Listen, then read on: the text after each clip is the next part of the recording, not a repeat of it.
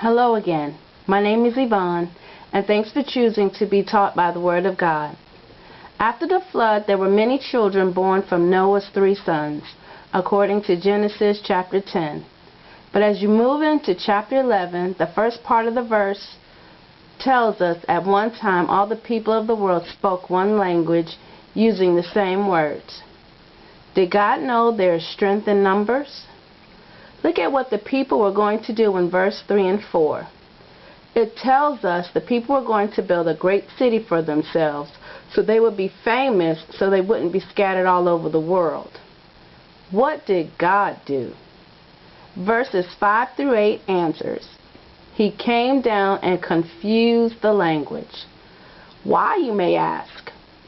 In verse 6, God saw that after they completed their task, nothing would be impossible for them to do. Would that include worshiping Him also? In verse 4, the city they were building was for them and not for God's glory. When God confused the language, do you think the story of the flood, how the way they sacrificed, went with every tongue, tribe, and nation?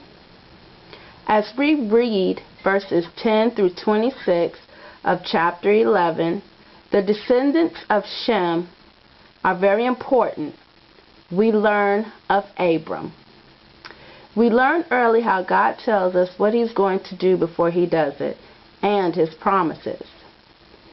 In chapter 12 of Genesis, God once again gives Abram instructions to leave his native land and go to the land God was going to give his descendants, and all the families of the earth will be blessed. Did Abram follow through? Read verses 4 through 6. And he wasn't traveling light either. After doing so, God once again appeared to Abram and told him what he was going to do before he did it.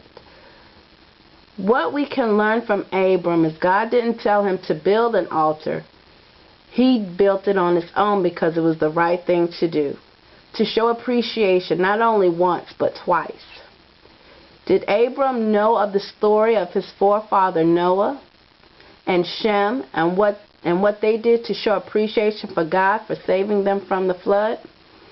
What about the rainbow and the sacrifice Noah made when he got out of the ark, showing God's promise of not to ever destroy the earth again by water? Did he not show his sons on how to worship God and to have faith in God's saving power by following instructions? Keep reading and continue to be taught by the Word of God. Take care and God bless.